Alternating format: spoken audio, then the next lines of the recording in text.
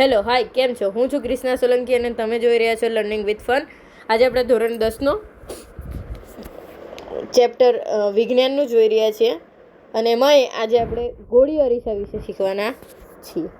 તો ગોળી અરીસામાં પરાવર્તનની ચર્ચા વખતે આપણે એક તો અહીંયા આકૃતિ આલી છે એ જોઈ લઈએ કે આ જે છે એને ઉગમ બિંદુ કહેવામાં આવે, બરાબર. પછી આ બાજુ જે હશે ને એ બધું ધન હશે અને આ બાજુ જે હશે એને ઋણ હશે. હવે કોઈ પણ વસ્તુ હોય ને હંમેશા ડાબી બાજુ જ હોય અરીસાની, એવું કીધેલું જ છે. બીજું કે ઉપર વાય અક્ષ આવશે તો એ ધન આવશે અને નીચેનો ઋણ આવશે. ક્લિયર? આ કાર્ટેશિયન યામ પદ્ધતિ દ્વારા દર્શાવવામાં આવેલ છે. મેં એટલે અહીં લખ્યું છે જે વસ્તુ હંમેશા અરીસાની ડાબી બાજુ રાખવામાં આવે છે, બરાબર. અંતરો અરીસાના ધ્રુવ પરથી મુખ્ય અક્ષને સમાંતર હોય. સમાંતર એટલે કેવા? જે એકબીજાને છેદે ના, એ આડા પણ હોઈ શકે, ઊભા પણ હોય, પણ કેવા હશે? સમાંતર હશે. ઉગમ બિંદુથી એક્સ પ્લસ હોય તો એ બાજુ બધા જમણી બાજુના અંતર કેવા હશે? ધન હશે અને ડાબી બાજુના અંતર કેવા હશે? ઋણ હશે. એવી રીતે વાય અક્ષ માટે પણ કીધું છે. વાય અક્ષ એટલે ઊભી આવશે તો આ બાજુ બધું ધન હશે, આ બાજુ ઋણ હશે. એવી રીતે આ જે ઉપરની દિશા છે એ પણ ધન અને નીચેની દિશા ઋણ હશે, બરાબર. ક્લિયર? હવે આપણે જોઈએ અરીસાનું સૂત્ર અને મોટવણી. ગોળી અરીસામાં ધ્રુવથી વસ્તુનું અંતર એટલે કે આ ધ્રુવ એથી જ્યાં સુધી વસ્તુ આપેલી હોય એને યુ વડે દર્શાવવામાં આવે. એટલે યાદ રાખવાનું, ધ્રુવથી વસ્તુનું અંતર શેના વડે દર્શાવવામાં આવે? યુ વડે દર્શાવવામાં આવે, બરાબર. અને બીજું શું કીધું એ યાદ રાખો. અહીં સમજાવો. દેખો, આ બાજુ ધ્રુવ, આ બાજુ વસ્તુનું અંતર. આ બે વચ્ચેનું જે અંતર હશે એને યુ કહેવામાં આવે. અને ધ્રુવ અને પ્રતિબિંબ કઈ બાજુ પડવાનું? જમણી બાજુ. તો એ બાજુનું અંતરને વી વડે દર્શાવવામાં આવે છે, બરાબર. એવું લખ્યું છે. શું લખ્યું છે? કે ધ્રુવથી વસ્તુનું અંતર, વસ્તુ અંતર યુ અને પ્રતિબિંબ અંતર ધ્રુવથી એને શું કહેવાય? વી કહેવાય. હવે શું કીધું કે ધ્રુવથી મુખ્ય કેન્દ્ર સુધીની કેન્દ્ર લંબાઈ કહેવાય, એને એફ કહેવાય. ધ્રુવથી મુખ્ય કેન્દ્ર સુધીના અંતરને શું કહેવાય? કેન્દ્ર લંબાઈ. તો અહીંયા છે ને એમણે સૂત્ર આપ્યું. શું સૂત્ર આપ્યું જુઓ, 1/વી વત્તા 1/યુ બરાબર 1/એફ થાય. આ છે સૂત્ર, બરાબર. આના મદદથી તમારે વી, યુ, એફ બધાના મૂલ્યો મૂકી તમે શોધી શકો છો. આ અરીસાનું સૂત્ર છે, યાદ રાખજો. શું સૂત્ર છે? આઈએમપી છે. 1/વી, વી એટલે પ્રતિબિંબ અંતર, વત્તા 1/યુ એટલે વસ્તુ અંતર, તો 1/એફ જેટલું થશે. હવે અહીંયા મોટવણી વિશે આપણે ભણી લઈએ. મોટવણીમાં શું કીધું? મોટવણીમાં વસ્તુનું પ્રતિબિંબ વસ્તુના માપથી વિવર્ધિત એટલે મોટું હોય. વસ્તુ ભલે આટલે દેખાતું વસ્તુનું પ્રતિબિંબ આવડું દેખાતું હોઈ શકે, બરાબર. તો આ શું થયું? વિવર્ધિત એટલે મોટું. વસ્તુનું સાપેક્ષે, વસ્તુની સાપેક્ષે આ મોટું થયું કે ના થયું પ્રતિબિંબ? હવે છે ને સામાન્ય રીતે આપણે મોટવણીનું સૂત્ર શોધવું હોય તો મોટવણી માટે એમ દર્શાવવામાં આવે, સ્મોલ એમ, બરાબર. મોટવણીના સૂત્ર શોધવા માટે તો અહીં લખ્યું છે કે જો વસ્તુની ઊંચાઈ એચ હોય તો પ્રતિબિંબ કેટલું હોય? એચ ડેશ હશે. તો ગોળીય અરીસા દ્વારા મળતી મોટવણી કેટલી હોય? તો કે એમ બરાબર એચ ડેશ એટલે પ્રતિબિંબની ઊંચાઈ છેદમાં વસ્તુની ઊંચાઈ, બરાબર. આ સૂત્ર યાદ રાખવાનું, એચ ડેશ અપોન એચ. હવે H dash upon H, H dash તો શું છે? અહીં શું કીધું કે ભાઈ પ્રતિબિંબનું અંતરને વી કહેવામાં આવે, તો હું અહીં વી લખું અને વસ્તુની અંતરને શું કહેવાય? યુ, બરાબર. હવે વસ્તુની ઊંચાઈ ધન લેવામાં આવે કારણ કે વસ્તુ મુખ્ય અક્ષની ઉપર રાખવામાં આવી છે, પણ પ્રતિબિંબની ઊંચાઈ ધન લેવી પડે. જ્યારે વાસ્તવિક પ્રતિબિંબ માટે તો શું લેવામાં આવશે? ઋણ લેવામાં આવશે. એટલે આ જે સૂત્ર બન્યું એ આવું કંઈક બનશે કે ભાઈ એમ બરાબર માઇનસ વી છેદમાં યુ અથવા તો એચ ડેશ છેદમાં એચ. ફરી એકવાર કહું વસ્તુની ઊંચાઈ ધન લેવામાં આવે. મોટાભાગે વસ્તુ મુખ્ય અક્ષ પર હોય એટલે પ્રતિબિંબની ઊંચાઈ ધન લેવી પડે. જ્યારે વાસ્તવિક પ્રતિબિંબ માટે શું લેવામાં આવે? જો વાસ્તવિક હોય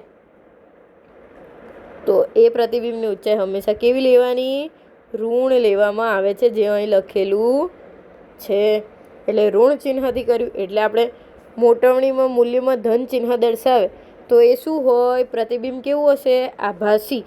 જો આભાસી હોય તો અને તો જ આ ધન આવે. વાસ્તવિક હશે તો કેવું હશે મૂલ્ય? ઋણ. ક્લિયર? અહીં એક દાખલો આપ્યો છે. દાખલો 1 કરાવો. એક તમારે જાતે કરજો. બરાબર? અહીં લખ્યું કોઈ વાહનમાં પાછળના દ્રશ્ય જોવા માટે બહિર્ગોળ અરીસાની વક્રતા ત્રિજ્યા 3 મીટર છે અને બસ અરીસાથી કેટલી દૂર છે? તો કે 5 મીટર અંતરે આવેલા છે. અહીંયા જો આર થઈ વક્રતા ત્રિજ્યા, યુ આપેલો છે, વી તમારે શોધવાનો છે. વી એટલે એચ ડેશ કહી શકાય. તો હવે તમને ખબર હશે આપણે એક સૂત્ર તારવ્યું, એ હતું 2f બરાબર આર અથવા તો આર બરાબર 2f એવું હતું. હવે તો આપણે શું શોધવાનો છે? એફ શોધવાનો છે મોટવણી સૂત્ર પ્રમાણે. તો એફ શોધવા શું કરવાનું? તો કે r/2 કરાય એટલે આપણને આલી 3/2 એટલે આપણને મળ્યું 1.50 મીટર. આ શું મળ્યું? એફ મળ્યો. શું મળ્યો આપણને? એફ મળ્યો. હવે શું કરવાનું? આપણું સૂત્ર છે 1/v વત્તા 1/u બરાબર 1/f. બરાબર? હવે અહીંયા જે છે ને બહિર્ગોળ છે, બહિર્ગોળ અરીસો તે મુખ્ય કેન્દ્ર આવી રીતે બહિર્ગોળ અરીસો હશે તો મુખ્ય કેન્દ્ર કઈ આવશે? પાછળની દિશામાં આવે. બરાબર ને? આગળનું વાંચવાનું. બરાબર? તો યાદ આવશે. તો 1/v વત્તા 1/u બરાબર 1/f થાય. હવે આપણે 1/v શોધવો હોય તો 1/f ઓછા 1/u કરી શકાય. હવે આ દિશામાં જાય તો અહીંયા જે પણ વસ્તુ હોય આ બાજુ જે વિરુદ્ધ નિશાની થાય એટલે અહીં ધન હતું એટલે અહીં ઋણ થાય. ચલો હવે જોઈએ. તો ભાઈ 1/1.50 કેવી રીતે આયા ખબર પડી? એ એફ છે જે આ સૂત્ર પરથી આવ્યો, આર બરાબર 2f. તો આપણે એફ જોઈએ તો r/2 કરો તો એફ મળે. r/2 કરો એટલે આપણને શું મળશે? એફ. બરાબર? ચલો હવે 1.50 1/ શું હતું? એફ ઓછા 1/u કરવાનો એટલે શું હશે? બસનું અંતર કેટલું છે? 5 મીટર. પણ અહીંયા પરિણામ વસ્તુ અંતર છે તો આપણે શું લીધી છે? બહિર્ગોળ લેન્સ છે એટલે -5 લીધી છે. હવે માઇનસ માઇનસ શું થઈ જાય? પ્લસ થઈ જાય. એટલે 1/1.50 વત્તા 1/5. હવે આ બેનો લસા લેવો પડે. શેનો? તો કે 1.5 અને 5નો લસા કેટલો થશે? તો કે 15×5 = 75 થાય એટલે 7.5 થશે. બરાબર? તો ઉપર જે નથી તો કે 1ને 5 વડે ગુણો એટલે 5 આવશે અને આ બાજુ 1ને શેનથી વડે ગુણવાના? 1.50 છેદમાં તો 7.50 જ છે. બરાબર? તો 7.50 તો આપણને વી કેટલો મળે છે? 1.15 મળે છે. આપણું મોટવણી સૂત્ર શું છે? તો કે h'/h વી મળ્યો આપણને 1.15. આપણો યુ છે -5 તો મળ્યું 0.23. કેટલું મળ્યું? એટલે કે પ્રતિબિંબ આભાસી ચત્તુ અને પરિણામની વસ્તુથી 0.23 ગણું નાનું છે. બરાબર? એવી જ રીતે આ છે. આ સૂત્રનો ઉપયોગ યાદ રહેવો જોઈએ. f બરાબર 2r 2f બરાબર rm એવું યાદ રહેવું જોઈએ. પછી તો અંદર કિંમત જ મૂકવાની આવે. પ્રકાશનું વક્રીભવન. આપણે શું કરતા હતા? બિલોરી કાચ વડે કોઈ એક વસ્તુ પર સૂર્યનું પ્રતિબિંબ જે છે એને કેન્દ્રિત કરતા એટલે કે આગળ સળગી જતો હતો. બરાબર? હવે જ્યારે પેન્સિલ હોય કાચના ગ્લાસમાં પેન્સિલ મેલી પાણી ભરેલું હોય તો આપણને પેન્સિલ કેવી દેખાય? વાંકી. ખરેખર હોતી નથી. પછી આપણે અંદર કાચના ગ્લાસમાં પાણી ભરીને એમાં લીંબુ નાખીએ તો એની સાઇઝ કેવી દેખાય? વધારે દેખાય. પણ ખરેખર એવું થતું નહીં. એવું કેમ થાય? તો એ વક્રીભવનના કારણે થાય. તો અહીંયા લખ્યું છે કે જ્યારે ત્રાંસા કિરણ પ્રસરણની દિશામાં બીજા માધ્યમમાં જઈને શું જાય? બદલાઈ જાય. માધ્યમ બદલાય એટલે પહેલાં હવા હતી પેન્સિલ આપણે ક્યાં જોતા હતા? હવા. પછી જ્યારે પાણીને જોવા ગયા તો એ માધ્યમ બદલાઈ ગયું, એટલે ત્યાં પ્રકાશનું કિરણ કેવું થઈ જાય? વાંકું વળી જાય, એટલે એને કહેવાય વક્રીભવન. આજે આપણે વક્રીભવન વિશે શીખીશું.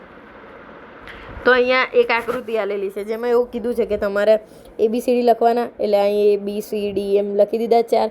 હજારે એમાં 2 ટાંકણીઓ મારી E અને F પર, એવું બધું કીધું છે. તો આમાં શું કહે? O અને O ડેશ. હવે આપણે પહેલાં O અને O ડેશ શોધી કાઢીએ. બરાબર, તો કે O આવી રહ્યો અને O ડેશ અહીં છે. બરાબર, તો શું કહે છે કે પારદર્શક માધ્યમોને છૂટા પડતી સપાટી પર O અને O ડેશ આવેલા છે. AB ને લંબ છે. O જે છે એ કોને લંબ છે? તો કે જુઓ, આ A અને B એને લંબ છે O.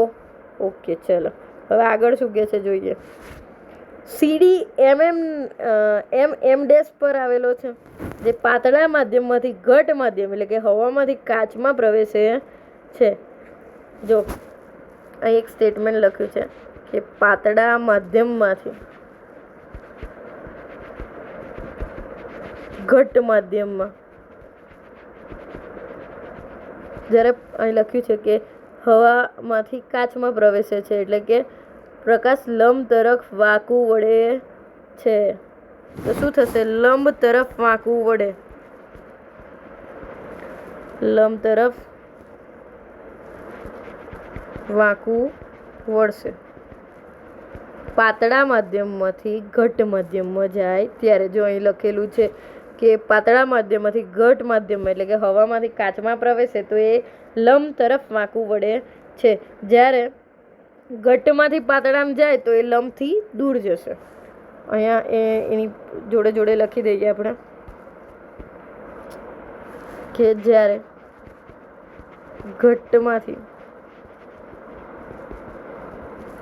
પાતળા માધ્યમમાં જશે તો એ લંબથી દૂર જાય.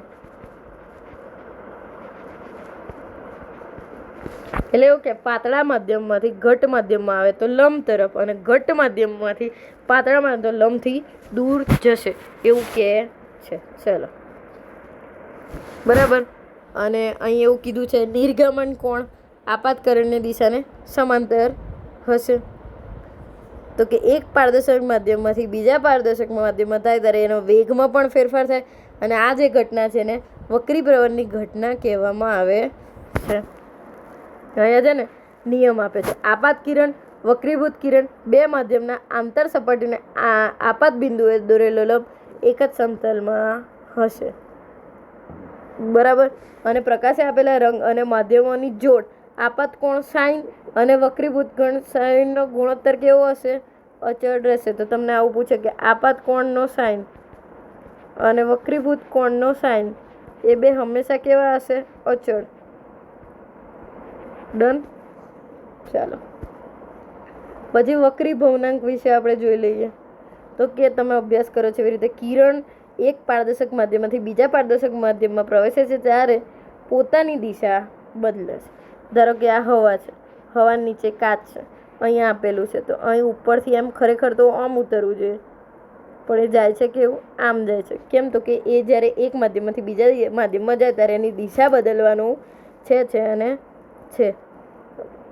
પછી શું કીધું? આપેલ કોઈપણ બે માધ્યમની જોડ માટે દિશા પરિવર્તનની માત્રા વક્રીભવનાંક પર આધાર રાખશે કે એ કેટલું વક્રીભવનાંક ધરાવે છે.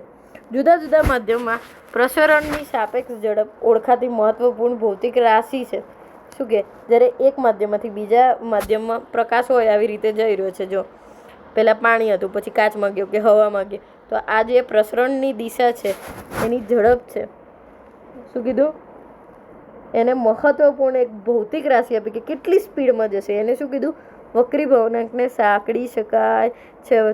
પ્રકાશ શૂન્ય અવકાશમાં સૌથી વધુ ઝડપ છે. કેટલી છે? તો કે 3 × 10⁸ મીટર પ્રતિ સેકન્ડની ઝડપે આવે, ગતિ કરે. હવામાં પ્રકાશની ઝડપની સાપેક્ષે ઓછી છે, શૂન્ય અવકાશમાં વધારે છે, પણ જ્યારે હવામાં આવશે તો એની સાપેક્ષે કેવી થઈ જવાની? ઓછી થઈ જવાની. હવે અહીંયા આકૃતિ આપી છે કે માધ્યમ 1માંથી માધ્યમ 2માં ગતિ કરે ત્યારે ધારો કે માધ્યમ 1 પ્રકાશની ઝડપ v1 તો માધ્યમ 2માં કેટલી થાય v2 થાય. માધ્યમ 1ની સાપેક્ષે માધ્યમ 2નો વક્રીભવનાંકનો ઝડપ અને માધ્યમ 2ની સાપેક્ષે 1નો રજૂ કરીશું આપણે. તો આપણે શું કરીએ પહેલાં તો કે માધ્યમ 1ના પ્રકાશની ઝડપ તથા માધ્યમ 2માં પ્રકાશની ઝડપનો ગુણોત્તર લઈશું. એને n21 વડે દર્શાવવામાં આવે છે. આ પૂછાશે વક્રીભવનાંક જોઈ લેજો શું કહેવાય. ધારો કે n21 તો યાદ રાખવાનું કે જો છેલ્લું હોય ને એ હંમેશા પહેલું લખવાનું. તો અહીં લખવાનું માધ્યમ 1માં પ્રકાશની ઝડપ છેદમાં માધ્યમ 2માં પ્રકાશની ઝડપ. અથવા અહીંયા n12 હોત તો અહીં પહેલાં શું હશે માધ્યમ 2ની છેદમાં માધ્યમ 1ની. બરાબર યાદ રાખજો અહીં પણ લખેલું છે કે આ n21 છે તો ઉપર છેલ્લે શું આવ્યું 1 તો ઉપર શું છે 1 છેદમાં શું છે 2 v1/v2. અચ્છા અહીં 1 2 છે તો અહીંયા શું થઈ જશે v2/v1. બરાબર. પછી અહીં લખ્યું છે કે માધ્યમ 1 શૂન્ય અવકાશ કે હવા અને માધ્યમ 2 શૂન્ય અવકાશની સાપેક્ષે ગણાય છે જેને નિરપેક્ષ વક્રીભવનાંક કહેવામાં આવે છે. હવે અહીંયા છે ને એક સૂત્ર આપેલું છે કે ફક્ત n2 વડે દર્શાવાય. તો કે હવામાં પ્રકાશની ઝડપ c હોય ને માધ્યમ v હોય તો એને શું વડે દર્શાવાય c/v. માધ્યમમાં નિરપેક્ષ વક્રીભવનાંક ફક્ત વક્રીભવનાંક કહે છે. હવે પાણીનો વક્રીભવનાંક કેટલો છે તો કે 1.33. બરાબર. કાચનો વક્રીભવનાંક 1.52. અહીંયા એવી રીતે અલગ અલગ આપેલા છે જેમ કે હવાનો 1.3, બરફનો 1.31, પાણીનો 1.33, આલ્કોહોલનો 1.36, કેરોસીનનો 1.44, ટર્પેન્ટાઇનનો 1.47, બેન્ઝીનનો 1.50, ક્રાઉનનો 1.52, કેનેડાનો 1.53, ખનીજનો 1.54. સૌથી વધારે કોનો છે હીરાનો વક્રીભવનાંક સૌથી વધારે છે 2.42 અને હવાનો સૌથી ઓછો છે 1.0033. હવે અહીંયા કેટલીક વસ્તુ છે જોઈ લો. તો કે કોઈ પણ માધ્યમ દ્વારા પ્રકાશને વક્રીભૂત કરવાની ક્ષમતા અને પ્રકાશીય ઘનતા દ્વારા રજૂ કરી શકાય છે. જેમ કે પાતળું માધ્યમ, ઘટ માધ્યમ જેવા શબ્દોનો આપણે ઉપયોગ કરીએ છીએ. બે માધ્યમની સરખામણી કરતી વખતે વક્રીભવનાંક ધરાવતું માધ્યમ બીજા માધ્યમની સાપેક્ષે પ્રકાશીય ઘટ હોય જ્યારે બીજું ઓછો વક્રીભવનાંક ધરાવતું માધ્યમ પ્રકાશીય પાતળું માધ્યમ હોય. નામત પડી ફરી સમજાવો. તો કોઈ પણ માધ્યમમાં બીજા માધ્યમની સાપેક્ષે પ્રકાશીય ઘટ છે જ્યારે બીજું ઓછું વક્રીભવનાંક ધરાવતું માધ્યમ હશે. એટલે એકનો વક્રીભવનાંક કેવો હશે વધારે અને એકનો કેવો હશે ઓછો. પાતળા માધ્યમમાં પ્રકાશની ઝડપ ઘટ માધ્યમની સાપેક્ષે કેવી હોય વધારે હોય અને પાતળા માધ્યમથી ઘટ માધ્યમ જતી વખતે શું થઈ જશે ધીમું થઈ જશે. સીધી વસ્તુ છે કે તમે કોઈ ધારો કે પાણી છે એમાં કોઈ વસ્તુ નાખો છો અને એ વસ્તુ ધારો કે દિવેલમાં નાખો છો તો એ તો ઘટ માધ્યમ હશે તો એની સ્પીડ કેવી થઈ જવાની ઓછી. જ્યારે પાતળું માધ્યમ હશે તો કેવી સ્પીડ હશે વધારે. હવે આપણે જે વાત કરવાની છે એ અગત્યની વાત છે. હવે જે જોવાનું છે એ લેન્સ વિશે જોવાનું છે. આપણે આની પહેલાં અંતર્ગોળ અને બહિર્ગોળ શું જોયા અરીસા જોયા. અંતર્ગોળ અરીસો અને બહિર્ગોળ અરીસો આપણે જોયો છે. હવે આપણે આજે શેની વાત કરવાના છે લેન્સની વાત કરવાના છે. બેને મિક્સ કરવા નહીં. બરાબર. હવે જો ને ચશ્મામાં જે કાચ વપરાય ઘડિયાળમાં જે કાચનો ઉપયોગ થાય એ લેન્સ આવે જેની એક અથવા તો બંને સપાટી વક્ર હોય. પારદર્શક દ્રવ્ય લેન્સની રચના કરે. લેન્સમાં ઓછામાં ઓછી એક સપાટી તો વક્ર હોય ને હોય.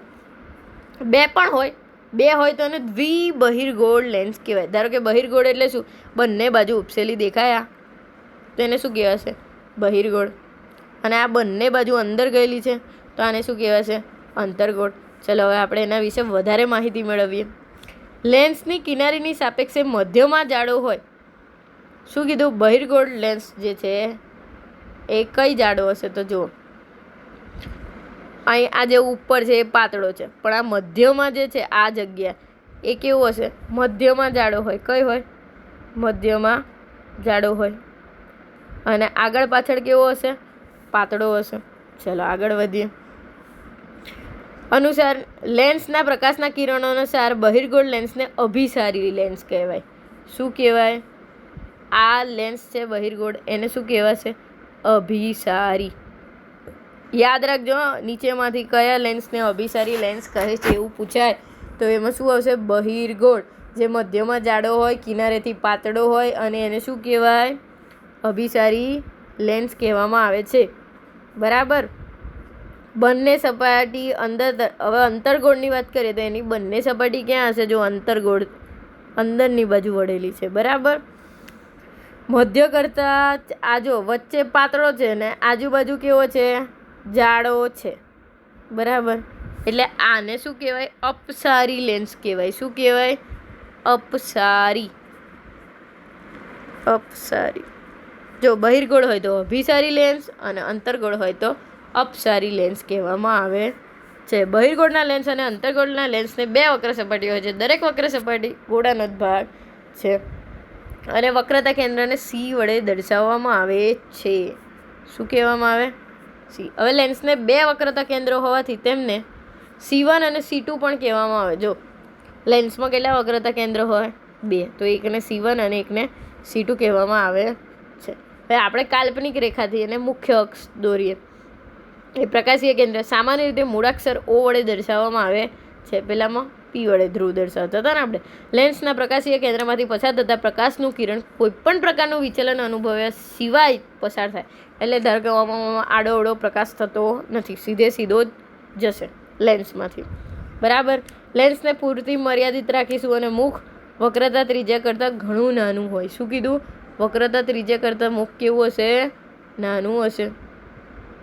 ચલો, તો અહીંયા એવું કીધું કે આપણે છે ને પેલું કાગળવાળો પ્રયોગ જે છે જેમાં આપણે સૂર્ય પ્રકાશિત કરતા હતા, કેન્દ્રીકરણ કરીને કાગળ કેવું કરતા હતા? સળગાવતા હતા.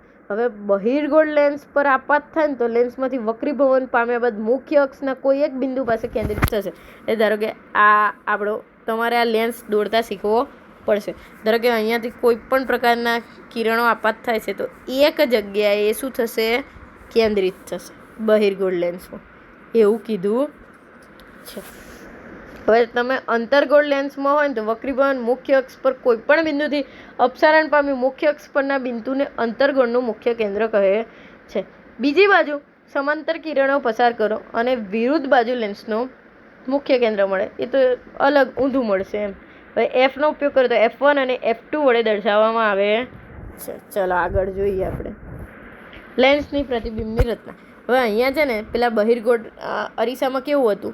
બહુ ઓછું મળતું હતું. એમાં અંતર્ગોળ અરીસામાં વધારે મળતું હતું. એવી રીતે અહીંયા બહિર્ગોળ લેન્સમાં વધારે પડશે. બરાબર. હવે અહીંયા આ કોઠા આપ્યા છે ને આ કોઠા તમારે યાદ કરવાના. પેલામાં એ વાસ્તવિક અને ઉલટું હતું અંતર્ગોળ અરીસામાં. જ્યારે અહીં બહિર્ગોળ અરીસામાં શું છે? સેમ છે. પેલામાં એક જ આવતું હતું જે આભાસી અને ચત્તુ છે, આમાં પણ એક જ આવે. હવે યાદ રાખવાનું વિવર્ધિત એટલે તમને કન્ફ્યુઝન થવું જોઈએ અને વિવર્ધિત એટલે મોટું. બરાબર. ચાલો આપણે જોઈએ. અહીં શું કીધું કે અનંત અંતરે વસ્તુ મૂકો ને તો એ ક્યાં મળવાની? F2 પર. મુખ્ય કેન્દ્ર F2 પર. એ ઘણું જ નાનું અને બિંદુઓ થશે. વાસ્તવિક અને ઉલટું જોઈ લઈએ આપણે. ક્યાં ગયા? હા,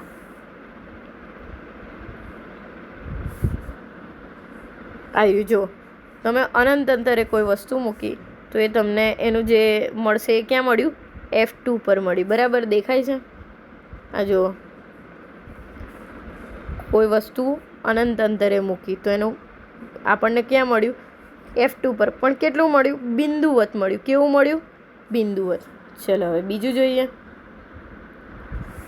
બીજું છે 2F1 થી દૂર છે તો F2 અને 2F2 ની વચ્ચે મળશે. એ પણ કેવું હશે? નાનું હશે. તો ચાલો અહીં જોઈએ. આ જો 2F1 થી દૂર મૂક્યું છે. એ આપણને મળ્યું કઈ? તો જુઓ, અહીં જુઓ ક્યાં મળે છે? તો કે એક F2 અને 2F2 ની વચ્ચે મળે છે. એ વાસ્તવિક તો છે પણ કેવું છે? ઊંધું છે. એટલે વાસ્તવિક અને ઉલટું. અને એ પણ કેવું મળ્યું? જો આટલું હતું ત્યારે મળ્યું કેટલું? નાનું. એટલે વાસ્તવિક અને ઉલટું. અને કેવું પરિણામ મળશે? નાનું. ફરી એકવાર સમજાવી દઉં. જો 2F1 પર હોય તો એ F2 પર મળશે જે નાનું હશે, બિંદુવત હશે. એવી જ રીતે જ્યારે 2F1 થી દૂર ક્યારે કોઈ વસ્તુ મૂકી હોય તો એ F2 અને 2F2 ની વચ્ચે મળશે જે નાની હશે, વાસ્તવિક હશે અને ઉલટી હશે. બરાબર. પછી જે 2F1 પર હોય તો એ 2F2 પર જ મળશે. એનું એ જ માપ મળશે. એટલે શું કીધું? અહીં 2F1 પર છે તો એ કંઈ મળવાનું? 2f2 પર મળશે. આ જેટલું હતું એટલું ને એટલું જ આ મળશે, પણ વાસ્તવિક અને ઉલટું. બરાબર. પછી શું કીધું? F1 અને F1ની વચ્ચે હોય તો એ 2f2થી દૂર મળશે અને મોટું મળશે. ચાલો જોઈએ.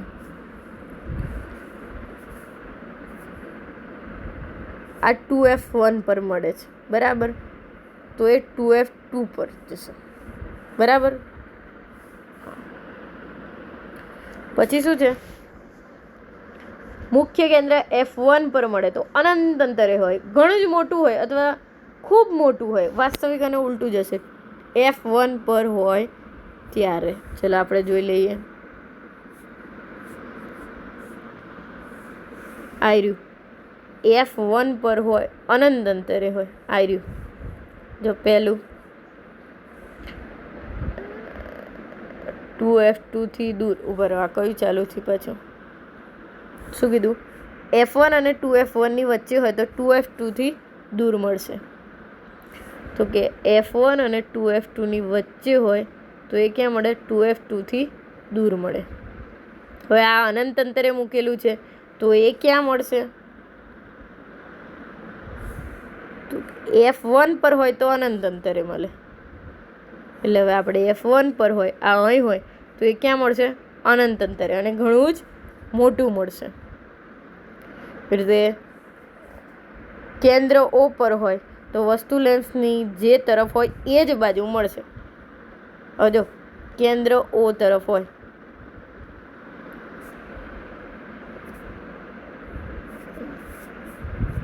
હજુ એક કેન્દ્ર O તરફ છે, અહીં ગાડી છે, તો એ પ્રતિબિંબી ક્યાં મળશે? જે બાજુથી વસ્તુ હશે ને એ જ બાજુ મળે. ક્લિયર? એકવાર ફરી વાંચજો અને સમજજો ધીમે ધીમે. જો કે અનંત અંતરે હોય તો F2 પર મળે, અત્યંત નાનું, દરેકે દરેક વાસ્તવિક અને ઉલટું. ખાલી O પર હોય ને તો ક્યાં મળવાનું છે? વસ્તુની લેન્સની જે તરફ હશે એ બાજુ જ એનું મળશે, અને ઘણું જ મોટું હશે, પણ કેવું હશે? આભાસી અને સીધું. બધા ઉલટા મળે છે. જ્યારે કેન્દ્ર O પર હશે ત્યારે એ કેવું મળશે? આભાસી અને ચત્તું. ક્લિયર? હવે 2f1 પર હશે તો 2f2 પર પડશે. F1 અને 2f1ની વચ્ચે હશે તો એ 2f2થી દૂર મળશે. F1 પર હોય તો અનંત અંતરે મળશે. બરાબર. ચાલો હવે આ અંતર્ગોળ. તો અંતર્ગોળમાં શું કહે? અનંત અંતરે હોય તો મુખ્ય કેન્દ્ર F1 પર મળે. ક્યાં મળે? મુખ્ય કેન્દ્ર F1 પર. ઘણું જ નાનું હોય, આભાસી અને ચત્તું હોય. જ્યારે કેન્દ્ર O પર હોય ને તો F1 અને Oની નજીક નાનું મળે, આભાસી. બંને કેવા મળશે? આભાસી અને ચત્તા. પેલામાં એવું હતું, આભાસી અને ચત્તા મળતા હતા બહિર્ગોળ અરીસામાં, અને અહીંયા છે અંતર્ગોળ લેન્સમાં. થોડું કન્ફ્યુઝન થશે, પણ એકવાર પ્રયત્ન કરજો કે એને બરાબર સમજો તમે, પછી તમને અઘરું લાગે નહીં. અહીંયા કેટલીક આકૃતિ આલી કે વસ્તુ પરથી આવતું મુખ્ય અક્ષને સમાંતર કિરણ છે. જો મુખ્ય અક્ષને સમાંતર છે, સમાંતર એટલે આવું. મુખ્ય અક્ષ એટલે આ નીચેની જે O બિંદુ છે ને એ વાળી. બરાબર.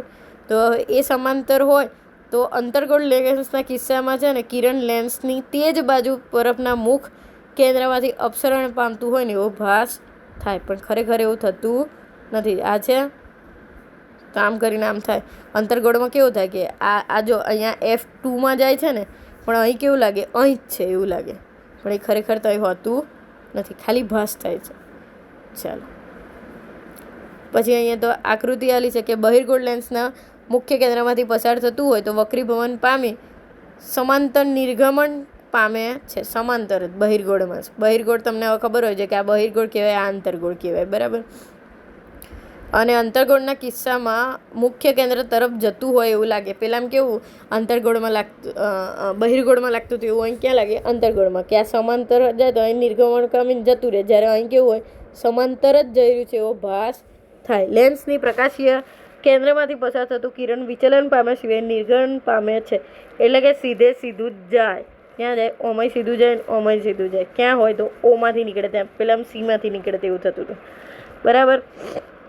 હવે ગોળીય લેન્સની સંજ્ઞા પદ્ધતિ જોઈ લઈએ આપણે. તો કે UV/F વસ્તુ ઊંચાઈ H અને પ્રતિબિંબ ઊંચાઈ S' ના ચિહ્નો હોય. અહીંયા લેન્સનું સૂત્રની તારવણી છે એ પણ એવી જ છે. તો કે ગોળીય અરીસાની જેમ ગોળીય લેન્સ માટે પણ આપણે સૂત્ર વસ્તુ અંતર U છે, પ્રતિબિંબ અંતર v છે અને કેન્દ્ર લંબાઈ વચ્ચેનો સંબંધ છે. પેલામાં 1/v પ્લસ 1/u બરાબર 1/f હતું. જ્યારે લેન્સ હોય ત્યારે 1/u માઇનસ 1/u બરાબર 1/f થાય. 1/v માઇનસ 1/u બરાબર 1/f થાય છે. સૂત્ર યાદ રાખવું કાળજીપૂર્વક. અરીસાનું હોય તો એમાં પ્લસની નિશાની આવશે, જ્યારે લેન્સનું હશે તો એમાં શેની નિશાની આવે? માઇનસની. બરાબર. હવે એમાંય મોટવણી h'/h થાય. બરાબર. શું કહેવાય? અહીંયા લખ્યું છે કે પ્રતિબિંબની ઊંચાઈ વસ્તુના ગુણોત્તરથી વ્યાખ્યાયિત કરવામાં આવે છે. એને એમ મોટવણીને એમ વડે દર્શાવવામાં આવે. વસ્તુની જે ઊંચાઈ હોય એને h' અને પ્રતિબિંબની હોય તો h' અને વસ્તુની હોય તો h તરીકે દર્શાવવામાં આવે છે.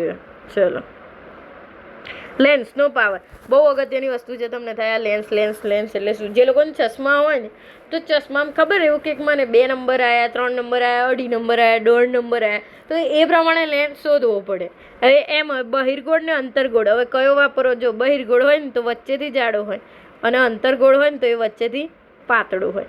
એવું યાદ રાખવાનું છે. હવે જુઓ શું કે અભિસરણ, તમને ખબર હોય અભિસરણ ને અપસરણ હવે કોને કહેવાય? એમ કે મોટા કેન્દ્ર લંબાઈ, દાખલા તરીકે ટૂંકી કેન્દ્ર લંબાઈવાળો બહિર્ગોળ લેન્સ હોય તો પ્રકાશના કિરણો મોટા ખૂણે વાંકા વાળ દેશે. મોટા ખૂણે વાંકા વાળ દે એમ ટૂંકી કેન્દ્ર લંબાઈ હોય તો. એ ટૂંકી કેન્દ્ર લંબાઈનો અંતર્ગોળ લેન્સ લો તો મોટી કેન્દ્ર લંબાઈના લેન્સ કરતાં અપસરણ કરે. મૂળાક્ષર p વડે દર્શાવવામાં આવે છે. પાવરને શું કહેવાય? પાવર બરાબર p.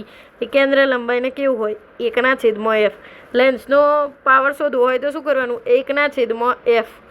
એટલું સૂત્ર યાદ રાખવાનું. એનો લેન્સના પાવરને ડાયોપ્ટર કહેવાય. શું કહેવાય? ડાયોપ્ટર. અને મૂળાક્ષર d વડે દર્શાવવામાં આવે, કેપિટલ D. હા, ધારો કે એફને મીટરમાં દર્શાવવામાં આવે, પાવરને શેમાં દર્શાવવામાં આવે? ડાયોપ્ટર વડે દર્શાવવામાં આવે. એને લેન્સનો પાવર કહેવાય કે 1 ડાયોપ્ટર બરાબર 1 મીટર ઇન્વર્સ એવું કહી શકાય. બહિર્ગોળ લેન્સનો પાવર ધન હોય, અંતર્ગોળનો ઋણ હોય. બરાબર. યાદ રાખજો, આ બહિર્ગોળ લેન્સનો પાવર કેવો હશે? ધન. અને અંતર્ગોળનો કેવો હશે? ઋણ. હવે તો કે લેન્સનો પાવર +2d. એનો અર્થ એવો થાય કે લેન્સ બહિર્ગોળ લેન્સ છે. પ્લસ હોય તો એ બહિર્ગોળ લેન્સ અને માઇનસ હોય તો એ કયો હશે? અંતર્ગોળ લેન્સ હશે. ક્લિયર? હવે અહીંયા આપણો પાઠ પૂરો થાય છે. આપણે આજે શું શીખ્યા એ એકવાર ફરીથી રિવિઝન કરી લઈએ. પ્રકાશ હંમેશા સુરેખ પથ હોય એમ જ ગતિ કરવાનો છે. જ્યારે કોઈ વસ્તુ આવશે અને એ કેવી હશે? અપારદર્શક, તો એ ત્યાંથી વાંકો વળે. અરીસા અને લેન્સના પ્રતિબિંબ રચે છે. વસ્તુ પર આધાર રાખે. પ્રતિબિંબ કાં તો વાસ્તવિક હોય, કાં કેવા હોય? આભાસી હોય. દરેક પરાવર્તક સપાટી પરાવર્તનના નિયમને અનુસરે છે. પછી આપણે ગોળી અરીસા માટે અને લેન્સ માટે કાર્ટેશિયન પદ્ધતિ જોઈ. અરીસાનું સૂત્ર શું છે? 1/v પ્લસ 1/u બરાબર 1/f. આમાં ખબર પછી એવું કીધું હતું, અંતર પર આધાર રાખે કયો અરીસો છે એ જોજો. લેન્સનું સૂત્રમાં ઊંધું થઈ ગયું છે અમને. આ લેન્સનું સૂત્ર છે. આયરું જો બતાવું તમને શું આવ્યું છે સૂત્ર. જો અરીસ, આ લેન્સનું સૂત્ર શું છે? 1/u minus 1/v minus 1/u બરાબર 1/f છે. જ્યારે આપણે અહીં ભૂલથી શું કર્યું છે? હા, બરાબર જ છે. અરીસાના સૂત્રમાં પ્લસ અને લેન્સના સૂત્રમાં માઇનસ. બરાબર. ગોળી અરીસામાં કેન્દ્ર લંબાઈ વક્ર ત્રિજ્યા કરતાં કેવી હોય? અડધી હોય. બરાબર. પછી શું કીધું? પ્રકાશના શૂન્યાવકાશમાં કેટલું હોય? 3×10⁸ મીટર સેકન્ડ ઇન્વર્સ પર એની એ હોય. ઘટ માધ્યમ, પ્રકાશનું કિરણ ઘટ માધ્યમમાંથી પાતળા માધ્યમમાં જાય તો એ લંબથી કેવું જોવાનું? દૂર. અને જ્યારે પાતળામાંથી ઘટમાં જશે તો કેવું કરશે? લંબ તરફ આવશે. બરાબર. હા, અને લેન્સનો જે પાવર હોય અને ડાયોપ્ટર વડે દર્શાવવામાં આવે છે. Thank you. જો તમને ગમ્યું હોય તો લાઇક, શેર અને સબસ્ક્રાઈબ કરજો.